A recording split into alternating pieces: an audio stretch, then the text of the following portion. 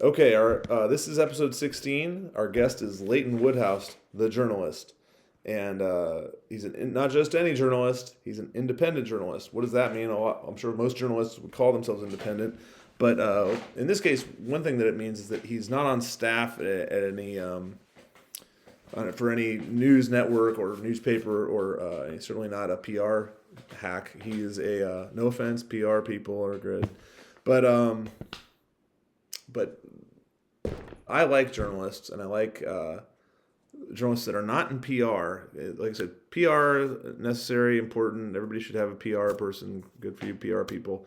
However, the reason we get tired of PR people, just like we get tired of lawyers, is that we get tired of PR people because everybody is trying to sell something, sell themselves, and as a result, we are as consumers just battered with messaging about buy this, buy that.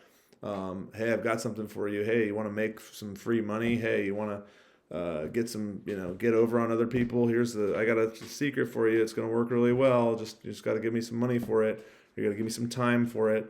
So that's the problem with PR. It's just everywhere. Everybody's being sold something all the time, all the time, all the time. So a cure, a balm for that should be independent journalism, where the product, while it may be for sale, like I may charge for these podcasts, but the product is meant to stand on its own and not sell anything. There's nothing being sold except for like the author is selling their own point of view, but it's not, nothing's for sale. It's not necessarily entertainment. It's information that we think you should know. Like, this is important. Hey, this is interesting. The way Leighton and Woodhouse puts it is, I just go out and try to do stories that I think are interesting, and so that's what makes him not only an independent journalist, but sort of a helpful agent in our society. That's what journalists are meant to be and should be. And I think, unfortunately, some of the journalists might call themselves independent, but in fact, they work for networks that have too many rules about what they can and can't say.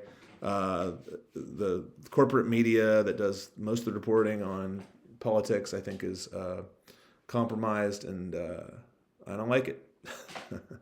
But yeah, there's good people who work for it. I know there's some good reporters at the New York Times or the Fox News. There's good people in all those places, but an independent journalist who just works, like, pays his own way, or and Leighton Woodhouse works almost all freelance. He makes money through Substack, but that is helpful and necessary, and I think kind of somewhat really important. So it was good to talk to such a person.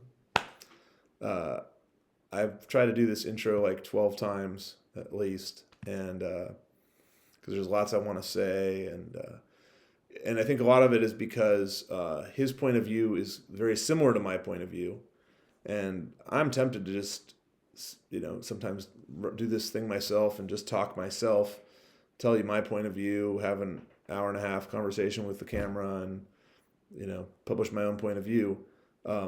However, it's kind of out of on the same boat of like how I like journalism, and I think journalism's really valuable because these stories that you're telling stories out there in the world, but the story about my own point of view, while valid, it's a little more impressive to go do the work and get somebody else's point of view, and that's what journalists do. That's what real reporting is, and Leighton talks in this interview about real reporting and the value it has. And so, I've constructed the podcast to sort of do that. I do like telling you my point of view, but I also like bringing you other people's points of view, and I'm making that the focus. By making that the focus, I feel like it's a little more mature and hopefully worth listening to.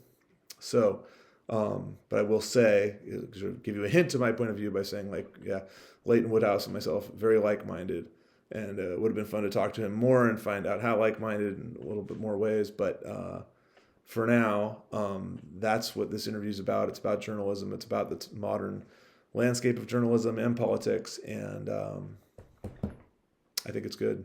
I think it's worth your time. I think you should subscribe and tell your friends to subscribe and make this the phenomenon that it should be. However, you should also expect a kind of a hiatus between this and episode 17 because I got to go make some money. Teaching them kids. All right. Have a great August 2024. I'll talk to you. Open up. I'm kind of. How does one sort of market oneself, or even how does one be a journalist today in 2024? Well, I guess there's a couple of ways. You could be on staff, which is harder and harder to, those positions are harder and harder to come by just because of the ongoing crisis in journalism and the industry. Or you can do what I did, which was I'd never actually been on staff anywhere except for the place I co-founded, which I'm not with anymore, but which I was with for about a year and a half. But otherwise, I've been freelance my entire career. And was hard in the past. You pitch a bunch of editors, they'd say no.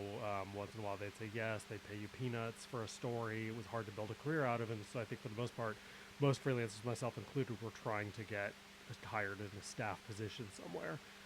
Now things have changed because of Substack, which has not only allowed people like me to create our own Substacks, which brings in another revenue stream, but it also means that there are other people with successful Substacks, some of which have been successful enough to be able to, hire people like me to contribute to them. So it's a bigger field now, and I think it's more sustainable. And by the way, I feel like, you come with being a journalist is such a broad background, and I guess part of it is like you have to, especially as a freelance journalist, like you get to pick your niche. So how did you do that, or what was that like? I mean, I write about what I'm interested in. It's like really that simple. Uh-huh. And I pitch editors on what I had a beat for a minute when I was living in LA. I was covering immigration quite a bit, and so that was kind of my. This was in the early days of the Trump administration, so obviously it was huge news, and I was in LA, where which was the center of a lot of that activity. So I was kind of on that beat for a while. But now I more or less I write a lot about crime, and drug addiction, because I'm in the Bay Area, and that's what's here. Yeah. And I find it interesting also, but but I do try to do the kind of reporting where I'm going out and talking to people, so therefore I'm always doing local reporting. So when I was in LA, I was covering immigration. Here, drug addiction, crime, homelessness, but I write about other stuff too, including just regular politics, electoral politics, and whatnot. But I've written about Santa Claus. I've written about a lot of, like, random things. So what did you write about Santa Claus? I wrote a piece for the Free Press a couple of Christmases ago about how Santa Claus may have started off as a mushroom-eating shaman in the Sami culture, like a very psychedelic kind of figure. Where's the Sami culture?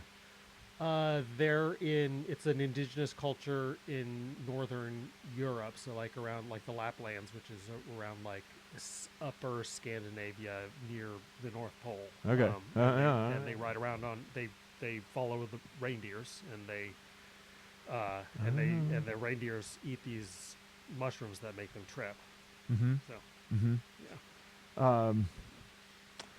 So this is kind of my one question I thought of this morning that I didn't want to forget to ask, which is that something about like when I went to school and studied journalism, it talked a lot about objectivity, and I have a perception that's not that's gone, like, it's taken a little bit of a backseat now, or like that people, there's this more modern sense as well. Nobody's objective, so just go ahead and state your point of view. Like, how do you see that? Like, I mean, I think the critique of the aspiration of objectivity, like, and I'm referring to, like, Walter Cronkite, style Yeah. objectivity. I think there was a well-founded critique of that, which is like, this is just a pretense. There is no such thing as objectivity, which I agree with, and I think that, that journalists should put their cards on the table, and they should say, and they should be aware of what their biases are, and they should be honest with what their biases are, and then report on in as honest a way as possible, given the fact that they, like everybody, have their own biases.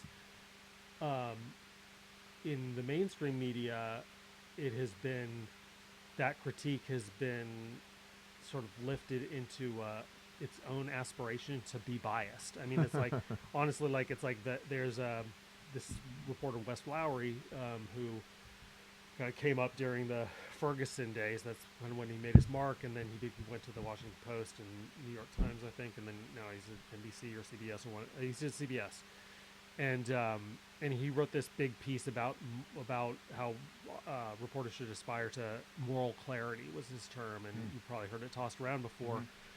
So this is his argument, was that there's no such thing as objectivity. So what reporters should do is they should seek moral clarity, meaning, he didn't really define it, but use some anecdotes. If somebody's being racist, then you should say that they're racist, or if somebody's lying, you should say they're lying.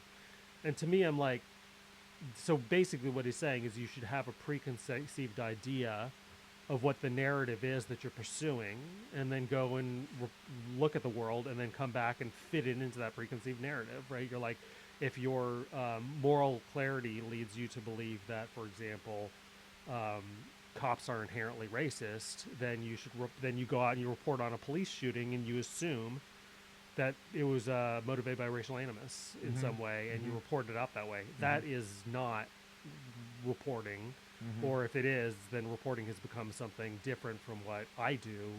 It's it's activism. So I think that it's been fetishized. This critique has been fetishized to a point where it's really detrimental to the media and to democracy. So there's like still a value in objectivity, but it's like, but there's also, but I see your point that there's also like nobody's perfectly objective. So there's still a value in, I mean, I guess there's open-mindedness. Would that be a better, like, as a reporter I think showing it's up like the story? Intellectual curiosity, because I think objectivity is just the wrong word, and so people get caught up in it. But I mean, the real thing is, you go into a topic with a question, not with an answer. So that's the difference between a journalist and an activist. If you're an activist, and I've been an activist in my past, so it's a world I'm familiar with. But you have your analysis, you have your ideology, you have your agenda, and you have your analysis, and then you go into the world seeking evidence and affirmation of that analysis. I think that if you're a reporter, just like an academic, you should be going into it with a question, like, what is going on here? I don't understand it. I want to go talk to people, figure this out so that I can explain it. And if you go in with that attitude, then I think you just are going to be doing more honest reporting. That's not to say that your biases aren't going to creep into it. They certainly are. But at least you're being open-minded and carrying forth your reporting with integrity. And you mentioned and academics, like you said, if you're a reporter, as similar to as if you're an academic. Yeah. So you think, because that's my other, I'm interested in academia, although I try to keep that separate. Because I feel like as an academic, I can't say that much. You know what I mean? Like, as an I feel like I'm bound by that objectivity idea, or like. Well, but you are, because there are with certainly academics who don't feel bound by that at all. For sure, yeah. I used to be in academia a long time ago myself, but like just the other day, I was there's this so for example, there's this group called the Greater Harlem Coalition in New York, and it's like a community-based group, and they're trying to prevent Harlem from being turned into basically a sacrifice zone where they would, similar to the Tenderloin, where they just consolidate decriminalize drug use in the poorest area. And so they're fighting against that, and they have their agenda, right? They're against the whole harm reduction model of drug policy, um, and they're clear about that. But there's this group, this guy from Yale Medical School. He's like the head of the harm reduction division or something at Yale Medical School. Is doing some longitudinal study, and in part of that study, he's interviewing a whole range of people, including stakeholders who are critical of harm reduction, which is clearly, he's the head of the harm reduction division. This is what he believes in. And he interviewed them, and for like an hour, and then afterwards it was on Zoom, and the interviewees had requested that he send the reporting and a transcript along with it afterwards, and he did that, but didn't realize that he had left the mic running for another like 20 minutes after the interview had gotten off. So in the transcript and in the recording is a conversation that he had with his co-researcher, where they're just talking shit about the interview, or they're like, "Oh God, that guy sucked so hard," and and then they say things like, "We need to find." I was hoping he would come off as more of just a straight up prick, but it seems like since he knew he was being recorded, he was kind of like, restraining himself. And then the other guy's like, "Yeah, we need to go find more people who are like bad people, who are like who will go on the record so that we can bring." It was like, so it was just it's not surprising, but it's just a glimpse into how the sausage is made. Yeah. They're just openly like saying they've got this political agenda. I mean, they can like the researcher they interview. I mean, the activists they interviewed to hate him. That's beside the point. But it's like clearly they just disliked him because of his political agenda, and now they're seeking more people who they can cherry pick to look bad to put into their academic report. And that's how a lot of academia has done this. I've been on both sides of this. I've been in academics, but I've also been in a labor movement where we hired academics and we funded academics to produce reports that were often data-based and compelling, but they were, I mean, we all knew what it was. It was like a sympathetic academic who was going to produce an authoritative report that we could wave around and say, and use as talking points. And then the Chamber of Commerce would have their economists do the same thing. And the academics in the middle who are carrying out this research are, compromised. They're deeply compromised, but this is a normal thing. I mean, I guess in journalism, often you are trying to catch somebody, like when you think about a journal, like investigative reporting, right? Like often there is like a good story does often have a bad guy in it, right. So it's a little bit natural. But like, how do you, I don't know, like, so you report on crime, but it's like it's not like a criminal gang is going to be like, "Oh yeah, come on in," or right. "Let's do a ride. I want to ride along on a shooting up." Right. Yeah. So how do you report on crime? Well, I don't do the kind of reporting where I'm like so much where I'm like going and reporting on a crime that just happened. Right. It's more like I'm reporting on the effects of the rise in crime in Oakland, for example, or what is going on with the open air drug market in San Francisco. What are the dynamics of it? For example, for the open air drug market work I've done, I have not been able to, nor have I really tried to interview like the drug dealers in the Tenderloin. I would love to, but it's not advisable. They wouldn't talk to me, but also they're dangerous people. But I have interviewed certainly the users, people in recovery, the cops, stakeholders in the neighborhood, neighborhood activists, et cetera, et cetera, et cetera. And you get a picture of what the ecosystem, what the mechanics of the marketplace look like. That's the kind of reporting I like to do. That said, I would love to talk if these, if any of these drug dealers wanted to talk to me, I would love to talk to them. I've thought about trying to track down people who are actually in jail who might be more willing to talk. Finding your way up the hierarchy of, like follow the money to the top type of like, I guess those would be the investigations that the police do. I mean, when I like my own almost like I mean, I've lost a lot of, lost my connection to what I used to think journalism was or is, but like David Simon's kind of like, I saw the talk he gave at UC Berkeley, and I'm thinking of when I think about like organizations of like a criminal enterprise, I'm thinking of The Wire. Right. Of course, it's a fictional enterprise, Mm-hmm. so it's kind of weird how, yeah, you can't find a documentary necessarily. Like you're not going to find a documentary that talks about a criminal enterprise in that. Right. You I almost mean, you have to leave. it's clear what the top of the hierarchy is in San Francisco. That's the Sinaloa drug cartel. That's the Sinaloa and to a certain extent the Jalisco New Generation drug cartel, but mostly Sinaloa. Yeah. What's that? How do we know about that? What's the? It's like not a secret. Right. The cops certainly know it. The Sinaloa drug cartel supplies the dealers who live in Oakland, and they take the BART across the bay and they sell in San Francisco. The dealers are all Honduran nationals, and it's like a very structured thing. Sinaloa controls the trade for most of the drugs being sold in San Francisco. It's an open secret. Nobody's like hiding it. Right. No, but it's I guess, and then there is like levels of.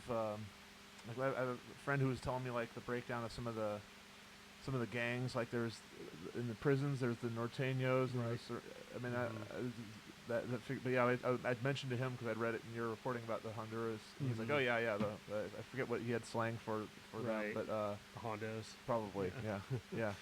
Yeah. The Sureños and the Norteños are a little bit different. That comes out of Mexican mafia and MS-13. Yes. Stuff. So Salvadorans and Mexicans, although there's MS-13 is in Honduras too. Plenty of MS-13 in Honduras. But yeah, it's more of a gang thing. Northern California and Southern California. And that's more in prison. That's more on the inside, I think. Yeah, well, it's outside too. I mean, there's XIV you see tagged all over the Bay Area. You have for decades. That's 14, which is Norteños, and they're 14 because 13 is the Sureños. You find that tag all over Southern California, and the 13 is because the 13th letter of the alphabet is M, which is La M-A, which is for Mexican mafia. Yeah. So yeah, I guess also 14 is N, which is Norteño. But yeah, so it's started in, like many of these things, it started in jail, but it's the barriers between the street and the jail are obviously very fluid. And I guess for sourcing, like my background would be in sports reporting, so like we would occasionally, like, I would get lucky and get some player who didn't have any discipline, like he didn't know, the coaches hadn't talked to him about how you don't talk to reporters that much, so he told you get the person who's loose-lipped and they say a bunch of shit they shouldn't, and it's like, well, too bad for them when they get in trouble with their boss, but in the meantime I got a story. I guess it's kind of, there's some parallels to that in maybe in your world. I guess with my reporting, the loose-lipped people would more come from the law enforcement side, but Yes. they tend to be conscious of what they're doing. Like if somebody comes out of say a prosecutor's office or the police department and talks to me, they want to talk to me.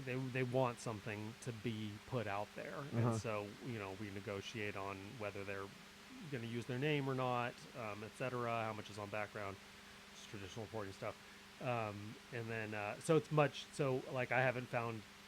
I can't think of an experience where somebody was just like off the reservation telling me stuff that they shouldn't be saying. That'd be lovely. But, yeah. And then the other people I talk to they don't have talking points. It's like people who are victims of crime, people who are addicts or recovering addicts. They're not talking to you with with like a set of parameters. They're just talking. Yeah. Okay.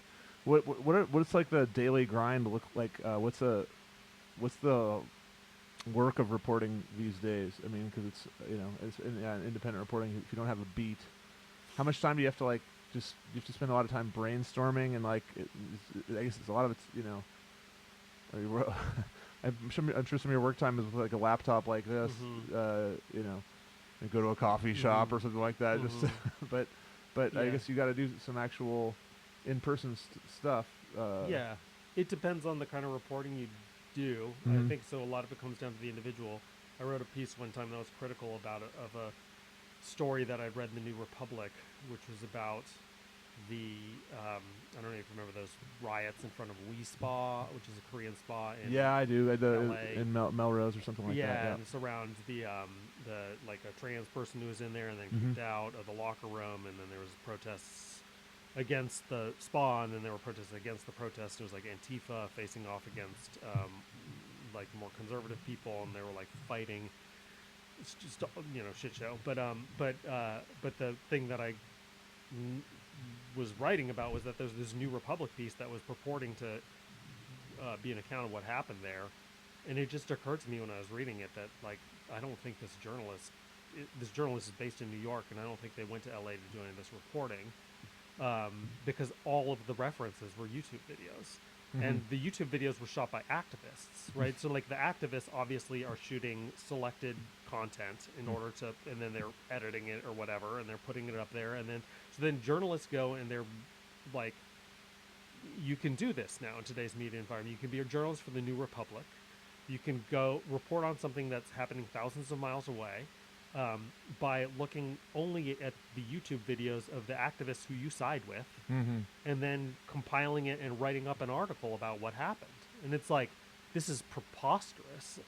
This isn't even like, You're just furthering your own point of view. it's not even pretending to be journalism. Yeah.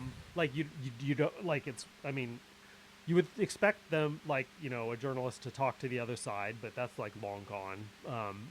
But that expectation, but to like not even have to be present and then like piece it together through literally just like partisan accounts on YouTube. I mean, it's just crazy. So like, yes, you can do that kind of reporting and you can get a big story in the New Republic without ever leaving your bedroom.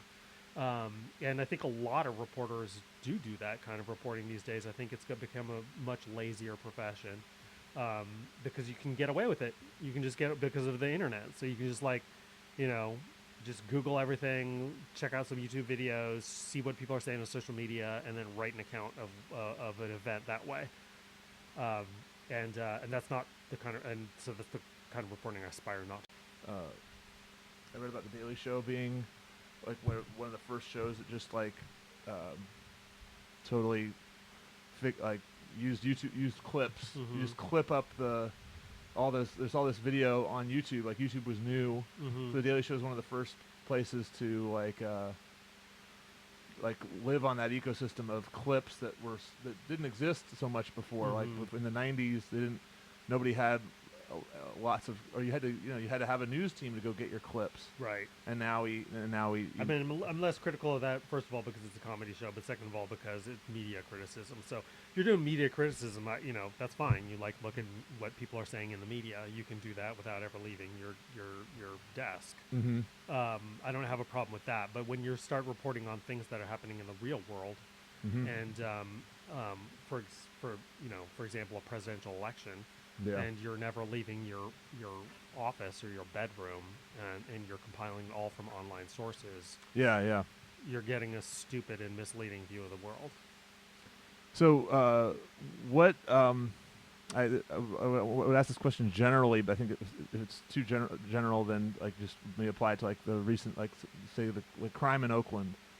What's your perspective? Like you said, you have some perspective or bias going in. So what is your bias with regards to, say, your crime reporting?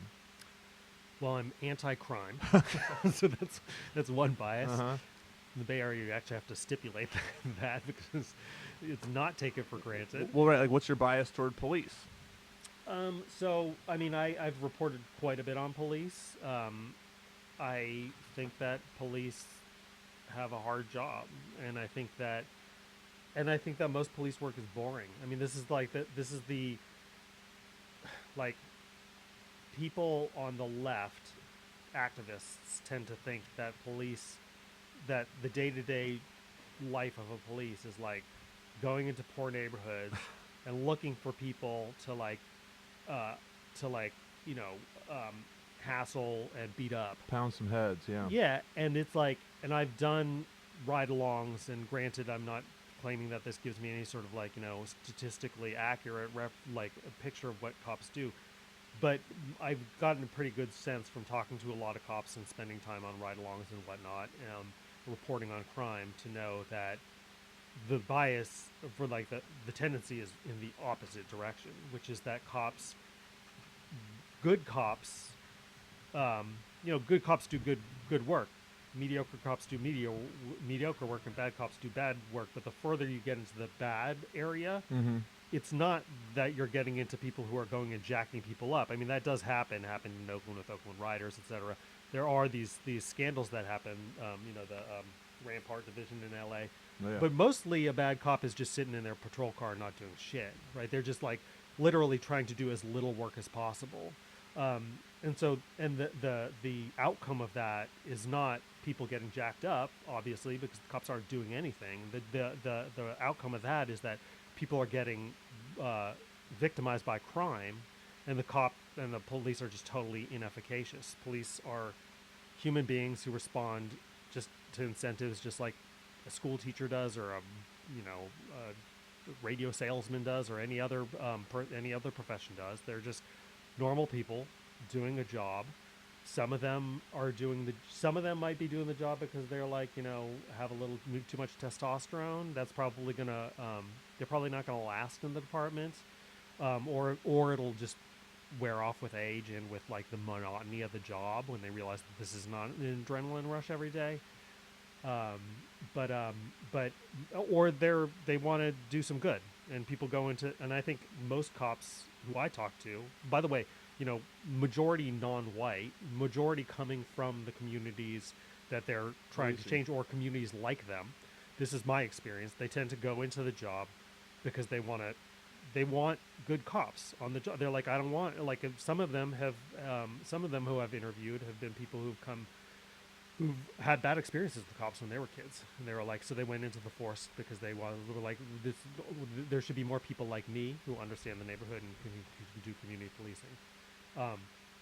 But then you're on the job, and just like The Wire shows dramatically, people just respond to incentives. So in the Oakland Police Department, for example, there is every incentive to do as little work as possible. You get in trouble for doing police work because they've been under a federal consent decree for 20 years. So it's created a culture where there's people looking over your shoulder, and if you do too many stops, Oakland cops don't do traffic stops anymore. You do too many stops, then people start asking questions. If you sit in your car and do nothing, nobody asks questions. So every incentive is number one, do as little as possible, and you'll be fine. You'll coast by. And number two, the department starts to gain a reputation. So then the people who want to do no work are like, OPD is a great place to go if you just want to get a paycheck. And then cops who want to do good work are like, don't go to OPD. That's not a good place to go. So it self-selects for a certain type of officer. So that's what I think about the cops, at least around here. Every department is different. OPD is exceptionally dysfunctional, in my opinion. What about more generally, like as a reporter, when you started out in this? By the way, did you, like, when you started out? What is your background like? How did you start out in this? And then like, I come out of the left, and I come out of activism, as I mentioned before. So my early career, I was working in the labor movement here, and then in LA for Healthcare Workers Union. So I did that for a long time. In between, went to grad school for a few years, and then decided not to continue to pursue academics. Then when I was in LA, I decided I didn't want to do the labor organizing stuff anymore, and I went and worked for a documentary film production company that was like activist oriented and like left-wing activist oriented. So that's kind of how I got introduced into filmmaking, but I decided specifically that I wanted to do journalism, and so I gave a go at that, and then I've been doing, so that's how I kind of got into doing print and video journalism. And was a graduate degree in communications or film? No, it was in or anything like that? sociology. Oh, okay. Yeah, I was gonna be a social professor. studies. Yeah. Okay. Yeah, exactly. You're gonna be a professor in that, or yeah. I was gonna go be an academic. Mm-hmm. I got my master's, and I decided I didn't want to go on to the PhD. It was and I'm glad I made that decision. It's one of those. I mean, math is like that a little bit. Like if the master's gets you so far, but really it's like almost like a launching pad. Like, Yeah, you want the PhD now that you got. There's a like no master's? terminal master's programs for sociology. It doesn't do you any good to get a master's, and a PhD in sociology gets you an academic career. It's not like you can parlay that into anything else. But so it was worthless in that respect. Like my degree isn't professionally helpful, but but I look back fondly on like having been able to spend a few years just doing nothing but reading and talking to really smart people and being taught about these social theorists who I never would have encountered otherwise. So I'm very glad I did it. So what made you like give you the? Oh, so you worked with a documentary filmmaker a little bit, and that made you think, oh, I could make some of these documentaries. And while I'm at it, writing, I'm going to write about these issues as well. Yeah, well, it was more like I decided I wanted to be a journalist, a print journalist, and so I started doing that. Where does that come from? I decided, I think I'll be a print. Why did you? I don't know. I think that? I just like telling. I think it was like I have intellectual curiosity that motivated me to go to graduate school, but the structured academic environment was not for me. So I think I wanted to just go out into the world and try to answer some questions and tell some stories while I'm at it. So it just seemed like a fun job and one that would kind of scratch some itches I had. And then the filmmaking thing was just like I was intrigued by the craft of filmmaking when I worked for that organization, and so I just got into I started editing and then eventually started producing, and then eventually started shooting.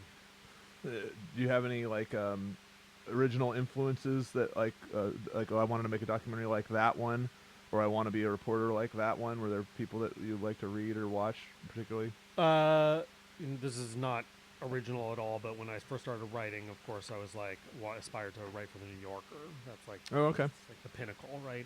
I mean, the New York Times and the New Yorker are the pinnacle, and the New York Times, it's a different style of reporting, clearly. And the New Yorker now I think is a mixed bag in terms of quality. But at the time, I was like, that seemed like really what I wanted to do. And so there were some, there's like Sarah Stillman was a reporter for the New Yorker who I admire. I got a chance to meet one time.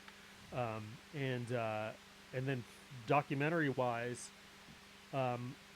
I can't think of a specific filmmaker where I'd say I want to do that, but I would say that the kinds of documentaries I'm inclined toward are verite, is how you would say it in the filmmaking world. A lot of real life scenarios, following people around, seeing what their stories is, relying less, not entirely, not devoid of, but relying less on sit down interviews or expert interviews, or like the kind of activism agenda of like a Michael Moore or something like that. The kinds of stories that just unfold in real time, and then you see see life progress on its own. Those are the kinds of documentaries I admire. I mean, it's the kind of documentaries a lot of people admire. And then, am I right in thinking that your perspective has changed since you got into it, as far as being from the left? Like, would you still describe that to be your perspective these days, or? Who knows? I don't know. I mean, you tell me. I'm like, my policy positions are. I definitely had a reaction, like many people did, to the excesses of the woke left. Yeah. Starting, especially in 2020. Yeah. And I became highly critical of it. The left I brought myself into, the left I thought I was signing up for, or was signing up for back then, was much more materialist and focused on economics and class and worker rights and things like that. Not this woo-woo cultural stuff and like racial hierarchies and stuff like that was just never part of my worldview. So all this stuff that came out of like college campuses was totally foreign to me. So I became very critical of it, and because I was very critical of it, people assumed that I had moved to the right, and maybe that's true. By one respect, if it's all relative, then the left has gone this direction, I've gone in a different direction, then I suppose I moved to the right. But I think the basic reality is that left and right just does not explain this stuff. It's just a totally broken paradigm. Yeah. It's like using Newtonian physics to try to describe quantum physics. The reality is, like on a policy wise, I can't think of a single policy that I've challenged other people who've said, "Oh, your politics have changed." But can you name a single policy? Because I can't. That I've switched on. So if it's like in which seems like which should be the basic metric of where you are on a political spectrum is the policies that you stand for, as opposed to the type of language you use, like the specialized lingo you use, or which politicians and intellectuals you have contempt for versus admiration for. All these like kind of cultural things that now kind of define you as left coded or right coded. It's like the thing is the policies, right? That's what it should be, but it's not really. So on that level, I'm the same as I was before, and maybe the left isn't on that tip anymore, and I still am. I feel like I haven't really changed that much. Right. I mean, I found, I guess the one area where I'm not sure, like, because I hear that about policies, like, people ask that, like, we get, like, to like, hey, wait, let's recenter the debate. Like, nobody's even thinking about policies with regards to, like, the presidential election, for example. It's just like all that we're talking about are just personalities. But I wonder if that's so. I noticed myself, like, a big swing for me was this idea about this discussion around political correctness, which is the old 80s or 90s way of referring to it. But I found like David Foster Wallace sort of a rant on that in the middle of his article on dictionaries and linguistics, and he talks about political correctness as a dialect. And I read back over it and was like, oh yeah, it's really harmful. Like, this is dishonest, and it takes attention away from actually solving the problem to make up some euphemistic language to be and then when I recast it that way, like, I found like a bunch of things that I thought were like, oh, that person's racist or rude or whatever, like, struck me as like, well, but they're not being they just don't like being politically correct. Right. And then it changed my view on them. There's a piece I wrote one time about this scene in this movie. Have you heard of that movie, The Worst Person in the World? It's like heard of it, but Norwegian that's it. movie. It's a good movie. But there's a scene. There's a character in it who's like Gen X. He's probably like in his mid 40s or something, and he's an old cartoonist. And like back in the 90s, he became this kind of celebrity cartoonist from the left, and he did all these super raunchy cartoons, with like just graphic sexual stuff, and they were like, Felix the Cat kind of stuff, and it was transgressive. Like, that was like, that stuff was like kind of punk rock, right, in the 90s, because in the 90s you had, the Christian Coalition, the Family Values, all that stuff. That was associated with the right. They were the pious ones, yeah. Right, the pious ones, and then you if you were just like trolling them and transgressing those norms and doing like, that was considered a leftist instinct, right? It's like kind of punk rock.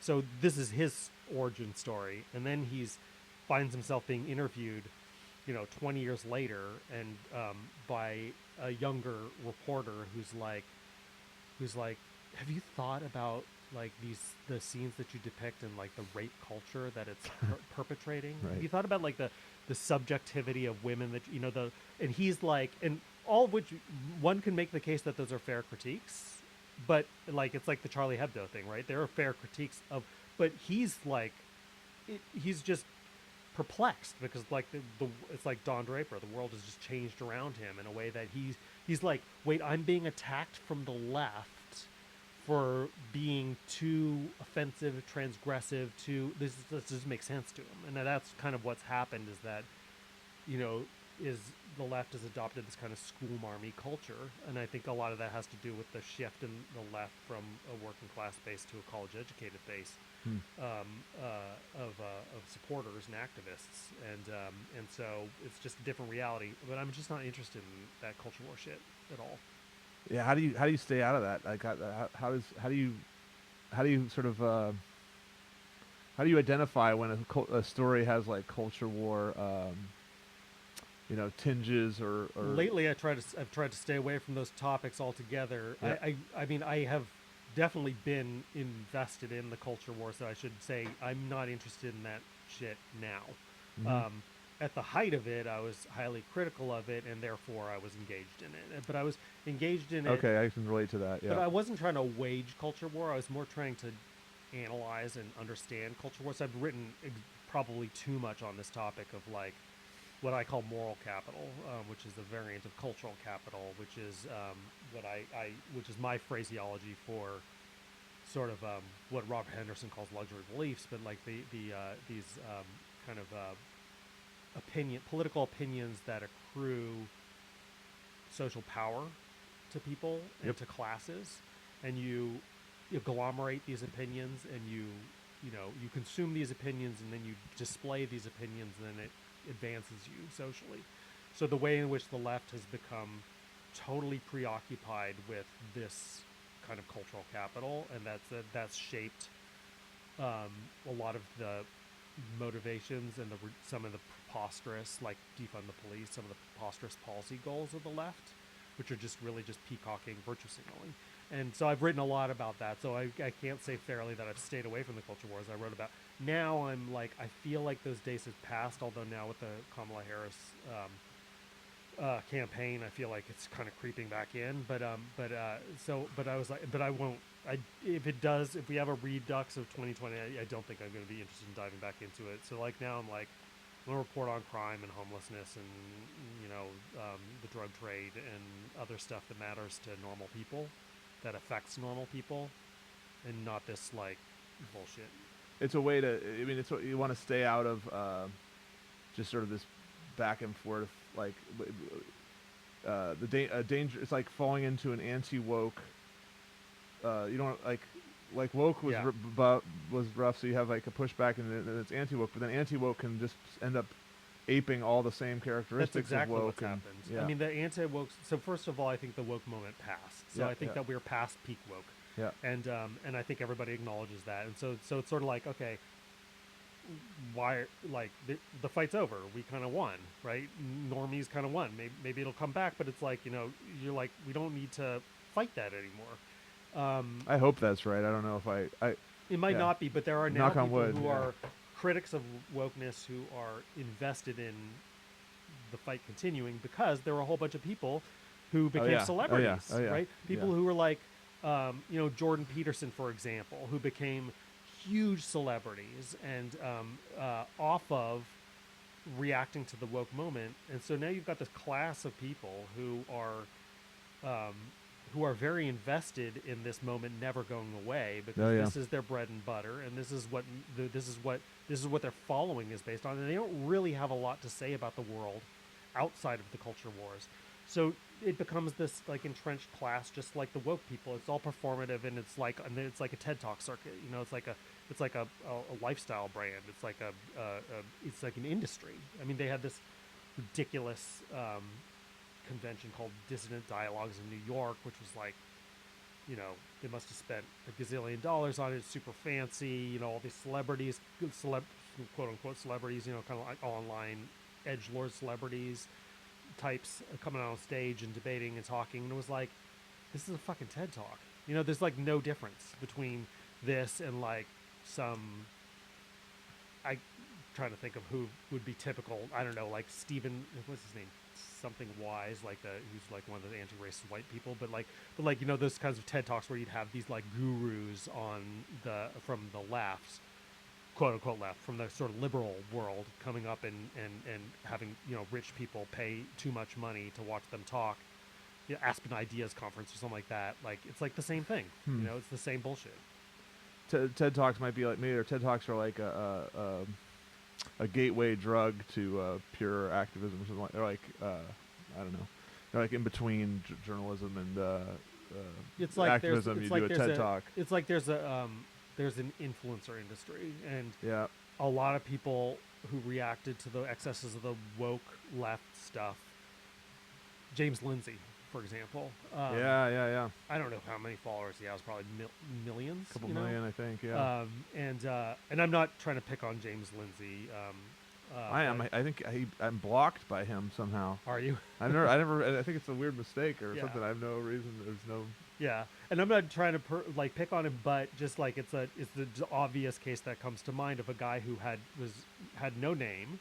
He did this really funny Clever, ass yeah. like thing, right? Really brilliant, and that should have been it, right? It's like you did that. You did this thing. It was great, and then now maybe you can go on and do other things, sure, but like then he became famous off of this thing, and now he's got to keep the machine going, right? He's got a vested interest in so that he's become It's like radicalized. if you're a musician, your fans want you to play that original song, but if you want to be true to a true artist, you should play different songs. Absolutely, it's a mix between that and then the other example I would say is like if you go out and join ISIS, then you have a vested interest in having the West continue to be, like it's like you've picked a side. You're a combatant now, and so your life's purpose becomes engaging in those in that conflict.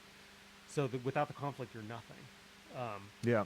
And you don't have to be, because if you have something else to say about the world that's outside of the culture war stuff, then you can continue to have a following and continue to pay the bills because people are interested in what you have to say about the world.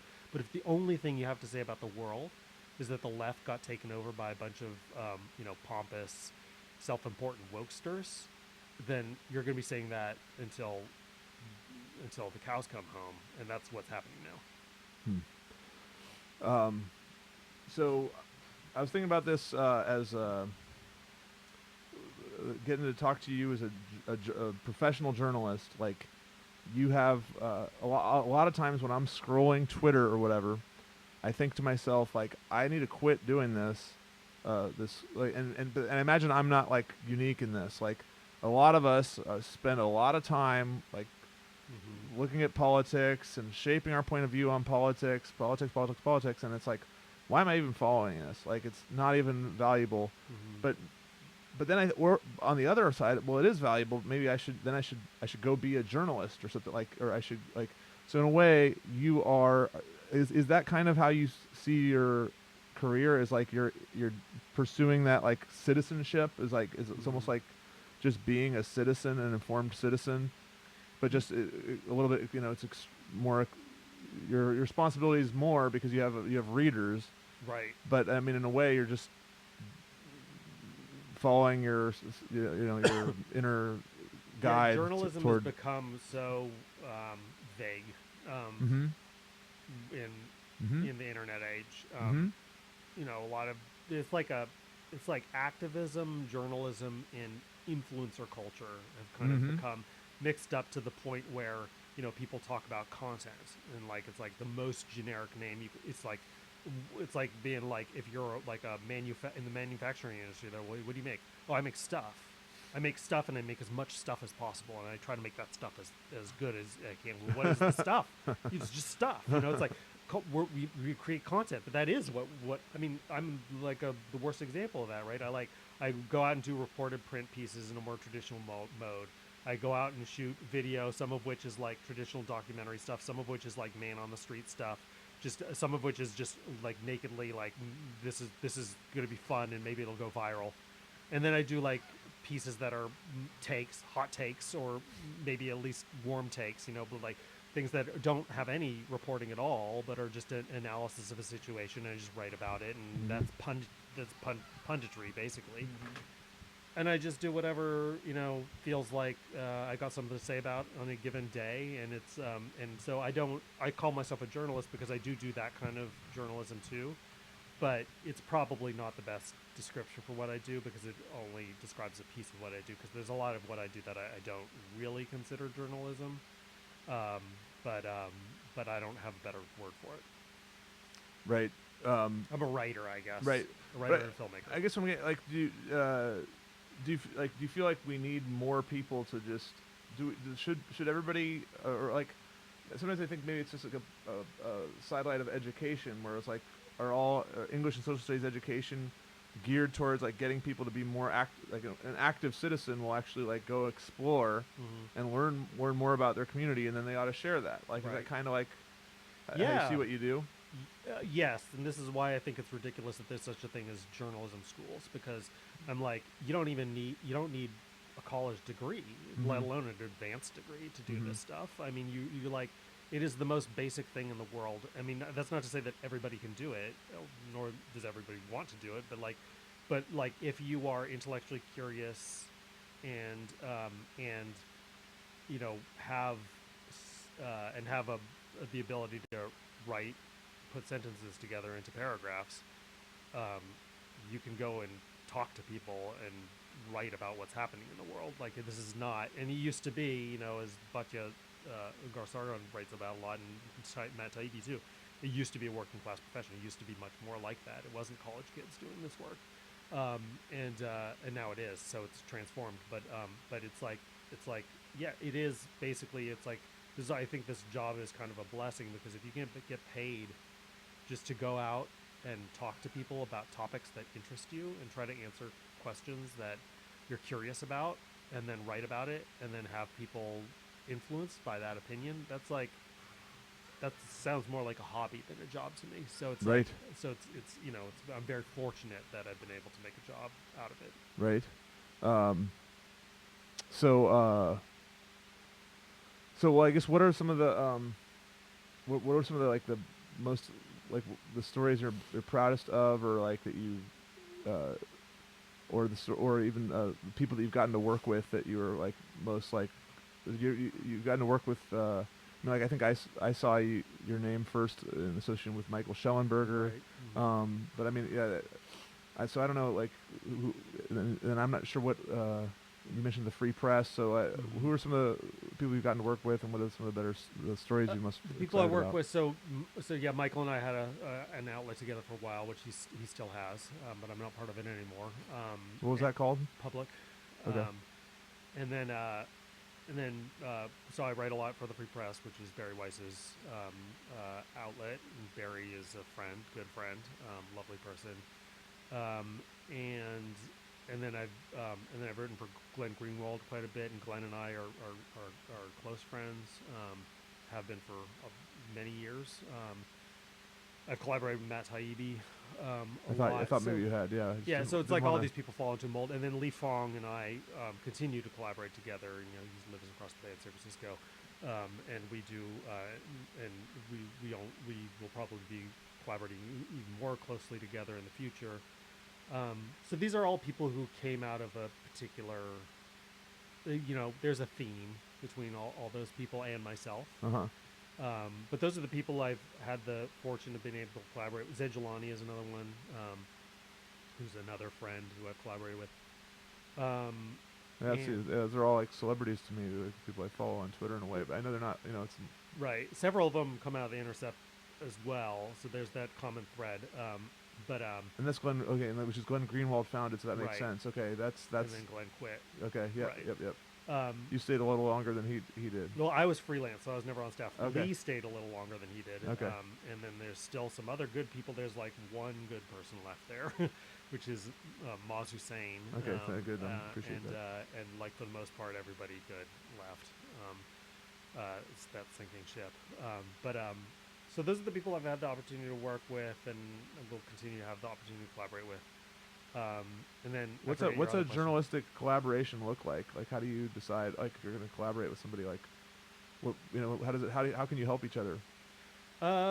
So sometimes it's just like, let me take an example. So like Lee and I wrote a piece together a couple weeks ago about the FBI raids on Mayor Sheng Tao's house and the Duong family's properties. And so that, I mean, it's not anything mysterious. Like, you know, he did some of the reporting, I did some of the reporting. We went back and forth on drafts on a Google Doc until we were both happy with it. You can't do that with everybody. Like, you have to have somebody who, you know, you got to respect each other, and you have to be, you know, defer to each other's judgments. So it's not always possible, but if you have somebody like that, then it's easy. Yeah. So you can cover, like, it's going to be a bigger story because it's got both people's sources together, and or maybe faster. I don't know. Yeah, It's yeah, like yeah. you know, it's more casual. It's not like we're like, let's collaborate because this is so much to take on. I mean, so that happens with like the Twitter files and things like that sometimes, but for the most part, it's more like, hey, dude, this is a interesting story. Would you want to team up on this? And you're like, sure. And then you know, maybe you get it done faster and better because you got two people working on it than one. you mentioned the Twitter files. What any do you have any hands-on experience with that? What was your? I was in the room. I was going through the files. I didn't do one of the Twitter threads. I wasn't like one of the main authors, so I was kind of like in an auxiliary role. But yeah, it was Barry was the one who was contact first, and then she brought in Michael Schellenberger, and then Michael brought me in, and then at the same time she brought in Taibbi.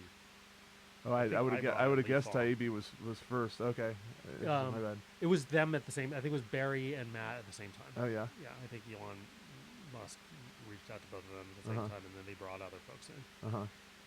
So I know I wasn't the only one. There were other people who were in the room as well, like Olivia Reingold from Free Press and Peter Spaldnick from Free Press, a bunch of people from Free Press who were in the room as well. Yeah. What do you think about Twitter, even like before and after Musk got it? Like, how has that been a big tool? Do you see it as a tool for in journalism? And do you use it much? I know you're on there. I mean, I do to self promote and Yeah. just also for entertainment, you know, amusement. But I was on the Twitter files. I wasn't a fan of the prior regime and their like, you know, stealth censorship stuff. I'm against all of that. I continue to be against it. I think that Musk played a constructive role in allowing the Twitter files to happen and in dismantling that architecture, that censorship architecture. That said, I don't have any admiration for Elon Musk, and I don't think that he's motivated by high-minded principles. And I think that Twitter has become, if anything, worse. I mean, it's constantly getting worse, but like, I don't think it's better under Elon Musk. I think it's freer, and to that extent, it's better. But I also think it's just like, inane, like I don't know how much it has to do with just the natural human death spiral of Twitter versus like what Elon Musk has done, but like it's just become less interesting and more polemical and more polemical. That's good. Yeah, that's a good word. superficial and stupid, and you know, it's just not. It doesn't feel like what it used to feel. Not that it used to feel like, you know, a faculty, you know, lounge or anything, but it was like it was more intelligent, I think, in the past, and it's just dumb performative bullshit now. There's something about, I mean, well, yeah, there's like social media, and it's like the easiest, like the easiest way to publish. Like maybe that's what makes Twitter somewhat addictive and important, is that like there's very little barrier to access. You know, the requirements are reduced to, you know, write 100 characters or whatever, and press the button. Yeah. And then you can do it very quickly, and it used to be a place where people would engage with each other, and so like, you know, there were like, so it used to be, okay, so there used to be this bifurcated class structure with the blue checks and the non-blue checks, right, as everybody knows, but before they became available to anybody for $8 a month. And it was gross because it was like this just very elitist environment where it's like, you matter if you have a blue check and you don't matter if you don't have a blue check. So like, I wasn't a fan of that culture, but we do recall that like you'd have these people who had big followings and they would interact with each other. Like they, you know, there'd be like long threads of engagement between interesting people with interesting perspectives coming from a different place. I'm just pulling these names out of a hat, but like say like Matt Stoller and Ezra Klein would be like arguing over some like antitrust policy or something, and would like, and that was interesting to watch. It was interesting to watch for a couple of reasons. First of all, because it was interesting dialogue. Second of all, because it's like somebody like Ezra, who's you know a columnist in the New York Times, having an open and spontaneous discussion is interesting to see in a way that just the column doesn't offer you. It's more transparent, and so so I don't think that happens anymore on Twitter. It happens sometimes. There was a recent pissing match between some VCs the other day, but Yeah, I think I saw but that. that was just Paul Graham and and David Sachs, but that was just nastiness. Yeah. But it's like those, for the most part, it's like the people who would have been the blue checks, quote unquote, before, saying their piece, and it's more just like writing a column. It's like you say your piece, and then you You're bail, out. and then maybe there's some people who engage with you who are your followers. And I actually have a lot of interesting conversations myself with people who engage with me who I've never heard of before, and half of them are anonymous, but I'll engage with them just because that's what social media is for. But so there's that kind of engagement, but the engagement between these kind of personalities who people follow with each other, that lateral dialogue doesn't really happen so much anymore on Twitter. It's just less interesting of a space. Let me kind of back up. You mentioned what kind of activism were you focused on when you were an activist? Well, labor the labor organizing. stuff Yeah, was yeah. the most serious. I also did some other radical, when you're in your 20s. You're on No, that's something that's relevant to what you think of today. But maybe going back to that, do you still see a big role for unions in as we try to figure out what an America that works in the next century? Yeah, I think there's something really interesting going on with the Teamsters president speaking at the RNC, and with J.D. Vance and Josh Hawley openly not just being pro-worker. Republicans have always called themselves pro-worker, but Right. even when they were pushing the most neoliberal policies and trying to offshore jobs, they claimed it was to improve the lives of the average American because we live in a democracy and you need the votes of those people. So you pander to them. But so I'm not just talking about the pro-worker rhetoric. J.D. Vance and Josh Hawley have been openly we need to embrace unions, the existing unions. That is unheard of within the Republican Party in the past. Now they've got the Teamsters president addressing the RNC. There will be people on the left who say it's all political stagecraft and it's all fake, and that might well be the case. But that's what politics is. This is the same thing when the Democrats have the president of the firefighters or whatever address. That's just as fake. It's just, politics is stagecraft. But if you have politicians who are, embracing these institutions, then that gives the institutions leverage over them.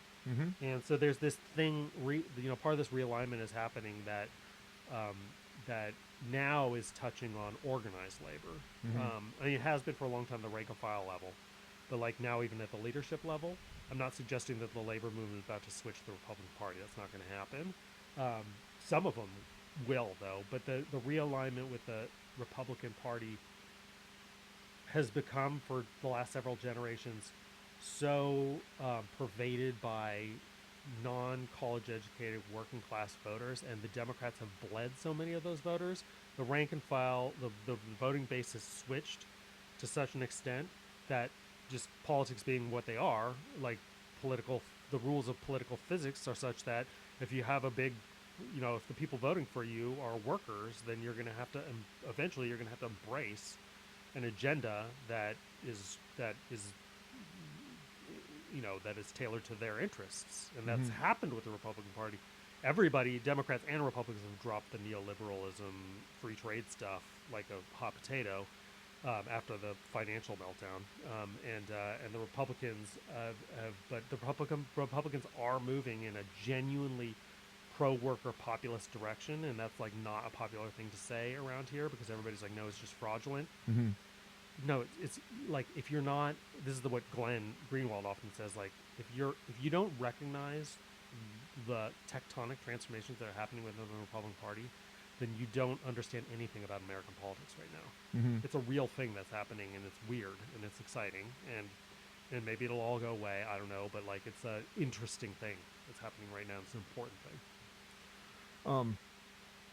So what are some of your film projects that you've completed, and what one are you working on? What's the one that you're working on now, or what's the?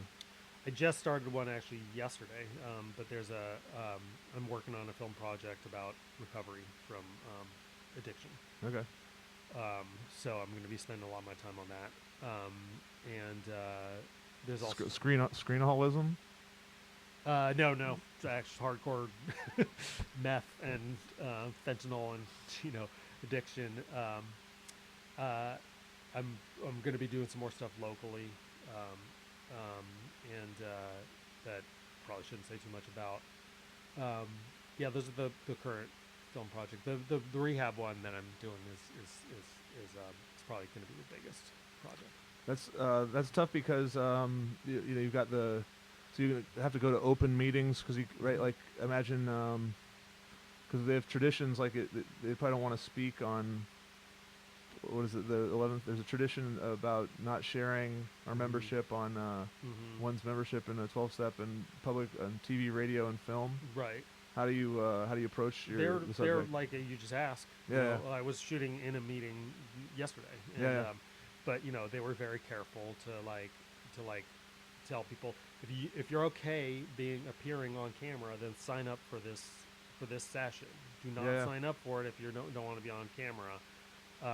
So the people who all in the room were like more than happy to be on camera. Why wouldn't they be? I mean, there's they should be proud of what they're doing. They're like, I understand why somebody might not want to be, but it's like this is like this is a good thing that people are engaged in. Sure. So. Was it a good meeting? Did you see what you saw there? And are you interested kind of in as it relates to like the approach to so drug addiction is a major cause of crime, so it's kind of related to that. Yeah, and then it's also obviously, yes, it's definitely a major driver of crime, the major driver of like petty crime in the Bay Area right now, and it's at least in San Francisco, some different factors in the East Bay, but and I'm also interested in its own sake. I mean, I think it's the number one issue that is destroying our country. Like, I think the fentanyl crisis is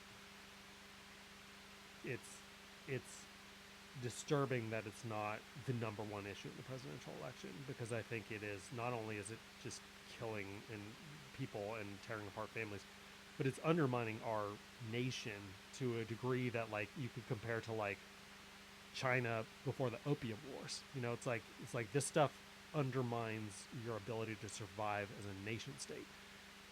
So I'm interested in, and then I also think that the policies that we are pursuing are so dysfunctional, like the agenda of the left. So again, I'm going to sound like a conservative, and maybe I am, but I'm just because I'm critical of some of these approaches that are very idealized on the political left, but like these like harm reduction policies and these you should continue to use drugs, and we should destigmatize it. Use as many drugs as you want to. Nobody should judge you for that.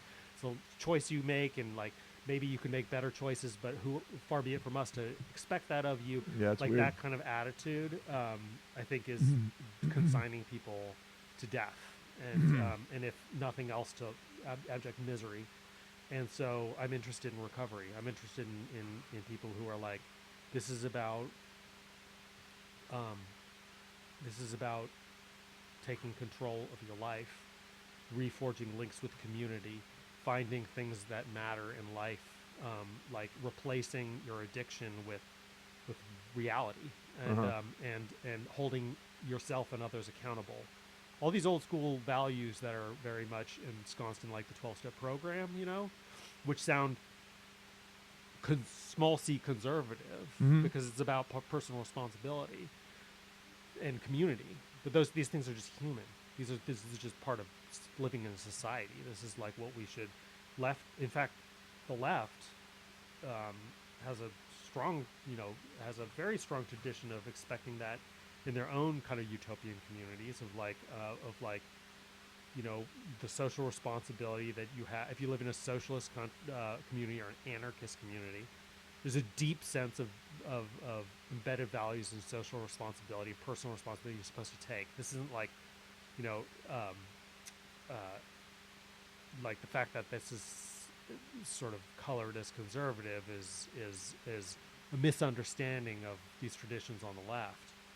But Or I'm it's like, interested in that stuff. or it's like those Christian conservatives used to be pushing that stuff for such a long time, and then they, so their left is just used to pushing back Right. against it. Maybe, I don't know. They see it as denying the reality of oppression.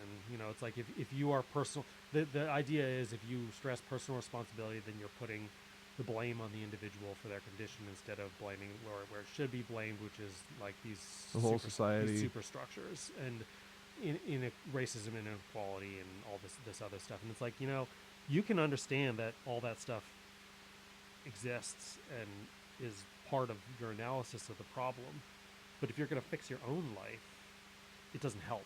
It doesn't help to tell somebody the reason you're addicted to fentanyl is because of structural racism. So what the fuck are they going to do about that? So like, so is the answer now? So you have to go out and fix structural racism in order to fix your life. Of course, the answer is you need to. Anybody who's parented knows this instinctively. You have to be like, you've got to take control of your own life. You have to take personal responsibility. You got to do things. This is I don't like Jordan Peterson, but the make your bed thing, I understand the appeal of it. It's like, you got to, pull your pants up and do the work, which is like a lefty phrase. That's how you fix your life, not by sort of marinating in your victimhood. Yeah. So, I think Jordan Peterson had especially he had his moment. In his moment, I think he said some necessary things. He seems to. I think he had a breakdown or something. He came back. Yeah. Of course, I'm talking to you. Shoot, I should. Hey, I don't want to alienate Jordan Peterson. I don't know. Right. Sure, he's good. Sure, he's doing great. He's doing. Doesn't mean I don't like the people who like him. I mean, he's got plenty of fans who. Right. Maybe I would like him if I doubt it. But if I met him in person, but I'm not. I'm not a Jordan Peterson fan. Yeah, sure. So that and what about so you got the film project on recovery? What about in so you're working on Oakland crime story, like anything? Where can people find your work? What kind of written work are you focusing on? My Substack is the main place, so it's leightonwoodhouse.substack.com. And it's called Social Studies. It's called Social Studies. Yep. So that's where I do a lot of my writing, and then probably the main place otherwise is at the Free Press. But I hope I'll be writing for other outlets as well, like Unheard and various other places, perhaps the New York Post I've written for before. So various places. The main place would be my Substack and the Free Press. What part of the Bay Area do you? What city are you I from? live in Oakland. Oh, yeah, right. Oh, okay. So the East Bay is. Yeah. And I grew up in Berkeley. Berkeley High? I went to Berkeley High. Okay. You know the song "You're Not Berkeley Enough" by Fog and Smog? I remember that from a long time ago. 10 years. Yeah. Yeah. Just, interesting. What was? I actually think I knew at least one of those guys was in my DJ class. Dave or one of his people? One of the guys in that was a guy, like, I think I was friends with him in like elementary school, and he was also in my class at Berkeley High. Not a good friend. I don't even remember who he was. Sure. I do remember being like, oh yeah, that guy. I know I'm over the amount of time you meant to be here, but just could I ask you about the Oakland? You mentioned the crime in Oakland is a little more than just drugs. Can you say a little more about that? Like, yeah, well, I mean, in San Francisco, by contrast, all the larceny, the boosting, the bipping, and all that. Not all the bipping, but like a lot of it is driven by you need to come up with $100 a day to support your drug habit, so you got to do that somehow. You're not employable, so you got to go out and boost shit and then sell it. So that's driving a lot of the disorder in San Francisco. In Oakland, I think it's different. People aren't stealing cars because they're addicted to drugs, because they're not even selling them. Like, they're not stealing cars and stripping them down, selling for parts. That would be a kind of like a drug habit thing to do. They're stealing them and then doing donuts with them in a sideshow and abandoning them, and torching them, or in some cases they're stealing them in order to ram them through a store and steal the ATM, and then get away in the stolen car, which they bought for $50. So there's like, it's a different thing, and I think there's a whole different thing that's happening in Oakland around crime, and I think a lot of it has to do with nihilism. It's okay, nihilism. Okay, yeah, it sounds like I was thinking it sounds like on the spectrum, like if you're talking about students in doing special education, like there's like severe and there's mild to moderate. Like, and the mild to moderate might be like analogous to like you've got a drug addiction, but it's a functional addiction. You can get past, but it's petty crime versus like severe, like you're trying to pretty much like you might kill yourself in this crime. You don't care. Yeah, I think there's something that people don't understand about crime. That so on the left, the people excuse it as all being Trying to feed their families. a function of poverty. Yeah, you're stealing stuff so you can sell it so you can feed your families and buy your kids diapers or whatever. That's clearly not the case, right? That's clearly not why somebody would steal a luxury product from, like, in a smash and grab, or steal a car and do donuts with them and torch it. On the other hand, I do think it's the case that if you live in a social environment in which there are very few jobs, in which your future looks bleak, and there isn't like a sort of a social structure in front of you that you see, okay, that you're invested in, Yeah. and that makes your life better. Yeah. You're just gonna do stupid shit, right? You're just gonna thrill seek. You're gonna go and do fun things that are crime related. I mean, like when I was a kid, we wrote graffiti, right? That was like kind of the thing you would do just to be a kid, and just be like a, like criminal minded kid, and just like, but it's not really hurting anybody. Now, I talked to a mom the other day who was saying that kids in Oakland, they kind of regard stealing a car that way, because there's not going to be any consequences. They're not going to get caught. If they do get caught, they're not going to do any time. And I know that's like the minority of. I mean, it's still a small minority of kids, right? Like you got schools are still attended by like kids every day, blah blah blah. But yeah, just like it takes one kid to do that, and then another one. It's just normalized. A day later, and it's suddenly it's a. It's just normalized, and now in Oakland, now it's also become a crime tourism mecca. So there's people coming from Stockton and from Modesto and from all over the state to Oakland to do crimes. Because they know they'll get away. It's fun. It's like the Purge. It's just like there's no consequences. It's basically decriminalized, and so why not? And so a lot of that is happening. Just pure opportunism. Have there been stories that you've done where you were like feared for your safety because you're that somebody on the other end of the story is like not liking what that you're putting out there? Probably not realistically. I think I got a little nervous about like how much can I say about the Hondos, Yeah. as a class. Yeah. But then I spoke to some people who were like, if you're naming people, yeah, you're definitely putting yourself in.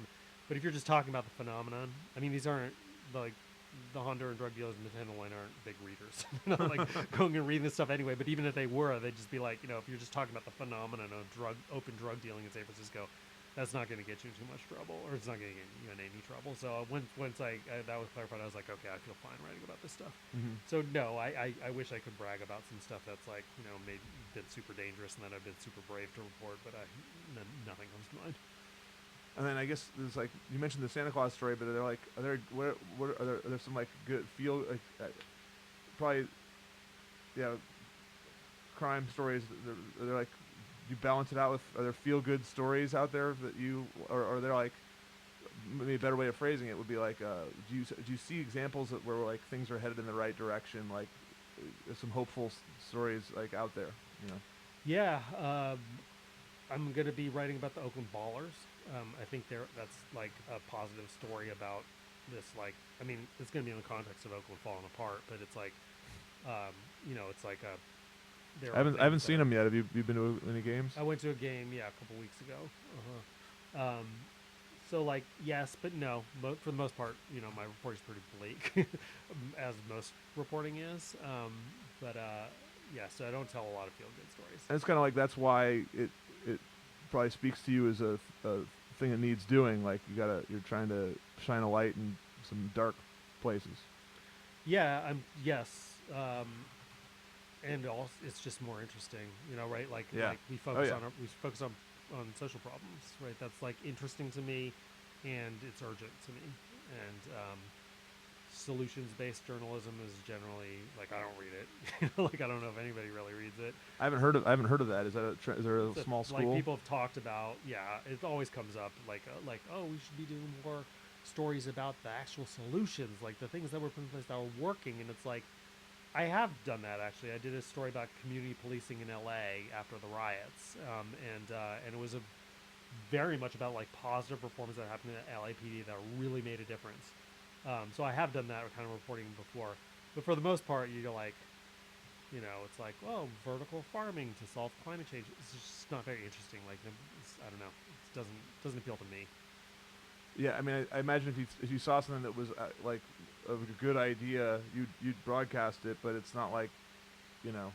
And if it was really working, usually people are selling their own stuff so much. We get so much propaganda. It's not like the solutions out there we don't hear about them. right. And the LA story and the LA thing was like, it was also like, why were there like protests against the police happening all over the country, but not in LA? There were later. There were some protests, but LA twice like burned the city down in riots against the LAPD, and now it doesn't happen anymore. Why is that? Like, it's like an interesting sociological question to take on. And then there's like the whole story of the truce between the Bloods and the Crips, and then like what came out, and the community policing initiatives that came out of the Rampart scandal, the crash unit, all that stuff that created the scandals that led to reform, and all this whole story about how the LAPD changed, and now there's like much more community involved, like dialogue, like constant dialogue between LAPD and the communities, in like community leaders and other stakeholders in South LA. Is like, this is what policing should be. I'm not saying the LAPD is perfect, but like huge strides since the 1990s. Oh yeah, that would be a positive story but it's hard for hopefully the Oakland people are listening. Are they gonna recall the Oakland people? Or are we gonna? Yeah. I mean, they're gonna. Pamela Price seems very likely that she'll be recalled. Yeah, I would hope. Shengtao, after the FBI raid, feels like probably. I'm less sure that when I heard that she was being recalled, I was less certain that thought that was a good idea, just because she's new and it's almost like, well, let her get on her feet. But I don't know. It seems like the confidence in her is pretty low. Yeah, well, especially now. She's been somewhat of a disaster. And I've come around to recalls. I think they're good. I think they keep politicians nervous, which is a good thing. But yeah, I think they probably will be recalled, and then this consent decree needs to be lifted off the OPD for anything to change. Yeah. Okay. Consent. Yeah. Consent decree. I'll have to learn more about that. Well, I think that like one solution. I mean, even if it's not solution oriented, like journalism that shines a light on problems. Like, you can't solve a problem until you identify it. So right. I think like you're taking us in that first step, and so I'm glad for that. Great. And I look forward to reading more of your stuff. But hey, thanks a lot for coming on, man. Thank you. Yeah, no, I really appreciate it, and good to meet you. Yeah.